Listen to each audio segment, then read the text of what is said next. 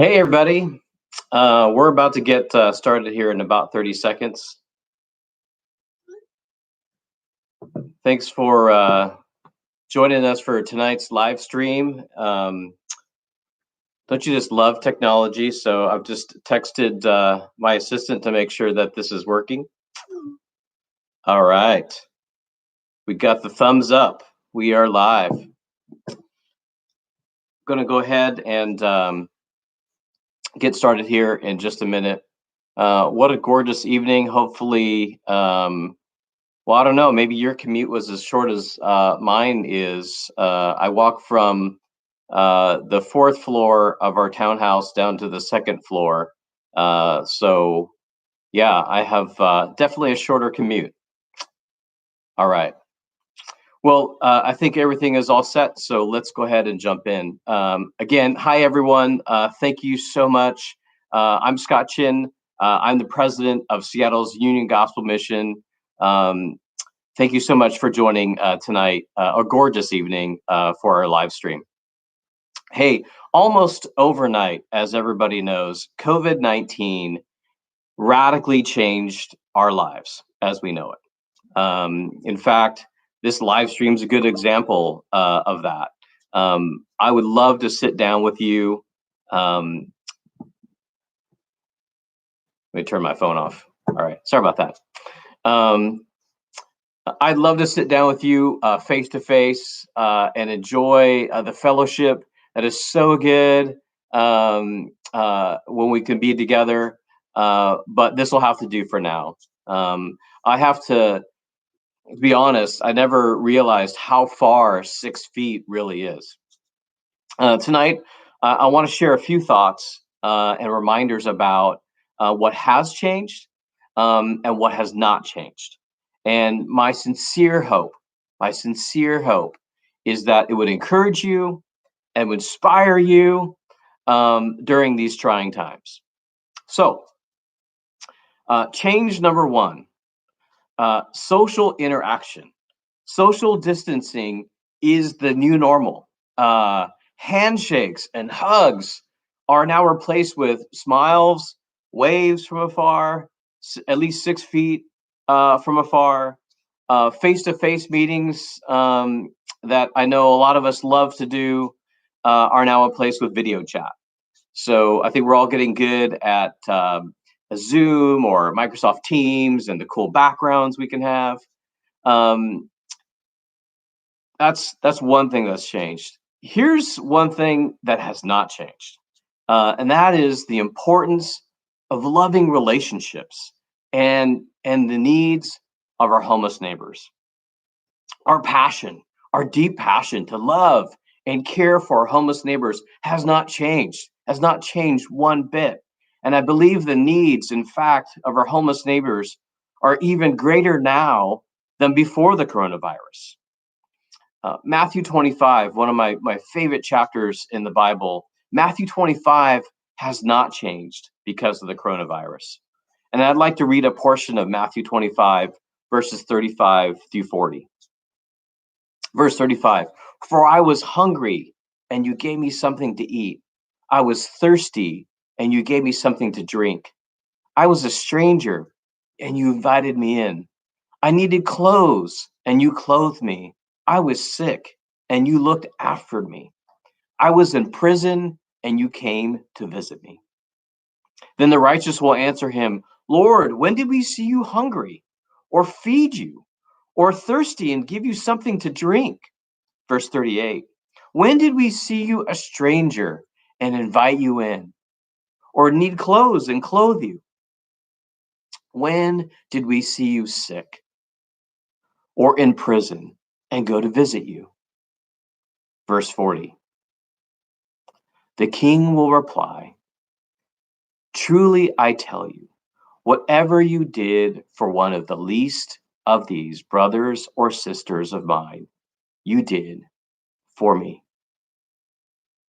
Our collective mission to serve those in need remains steadfast with or without the coronavirus.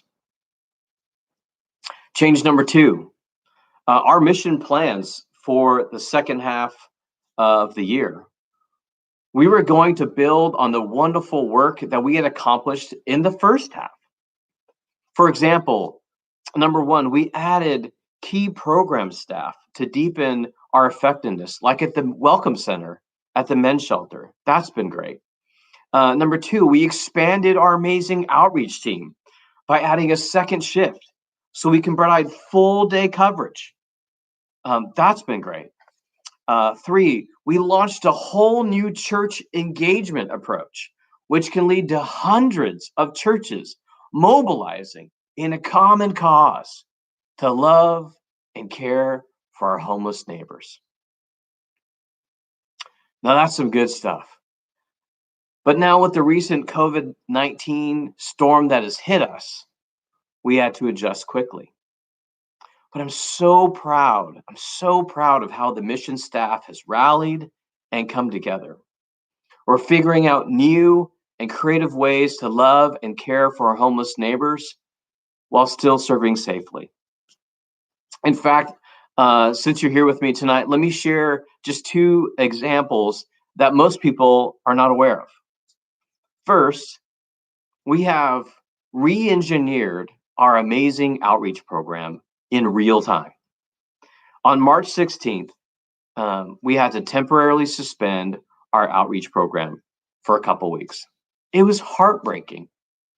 Our outreach program is such an iconic representation of who we are, reaching out and going out to those in greatest need. As of April 2nd, we have reopened the outreach program. So excited for that. And how do we do it? Well, we combined technology, our relationships with over 3,000 of our homeless neighbors. There are over 11,000 homeless neighbors in the greater Seattle area, and we know over 3,000 by name. That's the mission. And we combined a DoorDash concept, which is pretty common these days. I don't know if you've got takeout to support your local favorite restaurant. We certainly have. So we took technology, our relationship with over 3,000 homeless neighbors, and a DoorDash concept. And when we restarted, the response was overwhelming. The first day we went back out, a woman saw one of our vans pull up, and she immediately ran through the encampment, no shoes on, shouting, "They're back! The mission is back!" And others were like, at first, they're like, "No, they're not back. Everyone's abandoned it. Everyone, the coronavirus, no one's out here." But when they saw the van, they came running. Our director of outreach was there. He had to be honest, step aside to the backside of the van just to gather himself because he was overwhelmed with emotion of people's response. So thankful that we were back. That tells me that our vans have become even greater beacons of hope during this crazy COVID-19 world. The cool thing is now, here's what we do. Because we have technology, because we have relationships, we can reach out to individual homeless neighbors and build custom deliveries, whether that's clothing, whether that's food, whether that's just basic sanitation supplies. Like, people are really struggling out there. And that allows us to build custom deliveries, just like DoorDash. And we go out to the different sites, we lay the orders out, we call them saying, "We're here, your order's here," and they can come. Again, we engage from a distance, and they're able, when we pull away, to get their order. I absolutely am so proud of the outreach team and the creativity they had. Second, we've started a brand new project, code name Project 88. Now, you know a project's cool when it's got a code name. Now, how do we come up with Project 88? Well, we started 88 years ago, feeding people with a borrowed soup kettle. That's how the mission started. And almost overnight, we have seen the need for people and their food needs skyrocket. At the same time, various partners that have trusted us for years have looked at us to help them out with suddenly an oversupply of food. So, using our distribution center, we jumped into action, and we'll be partnering with dozens of local churches to identify those in greatest need in our community and providing those churches with the needed food so they can distribute that and be the hands and feet of Jesus. I just love seeing the combination of partnership, creativity, and unwavering passion to bring the love and care of Jesus. Number two, what hasn't changed? Well, our long term vision hasn't changed one bit. Every homeless neighbor, beloved, redeemed, and restored. This is our vision.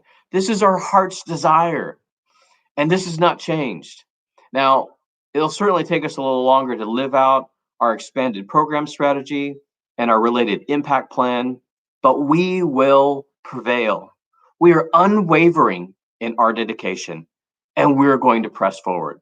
And I hope you, even through video, you can get a sense of how excited and passionate I am about that. Change number three, our collective and individual, what I call worry thermometer. As we read all the coronavirus stories and updates, it's easy to feel that worry thermometer rise. And to some extent, I think everyone wonders or worries about how 2020 will unfold as we watch and listen and see how the coronavirus impacts our world and the tragic loss of life that it's causing. Now, I know we all try not to worry, but I know it can creep in from time to time. To date, we've had 3 positive cases of the coronavirus at the mission, 2 of our amazing guests and 1 staff member. Being on the front lines, serving day in and day out, this was bound to happen. Even with all of our new safety protocols, and there's a lot of them. With that said, we are forging ahead. In fact, I've got good news to report. The 2 individuals who tested positive have now fully recovered and been cleared by the Department of Health, and our 1 staff member is recovering nicely at home. Praise God for that.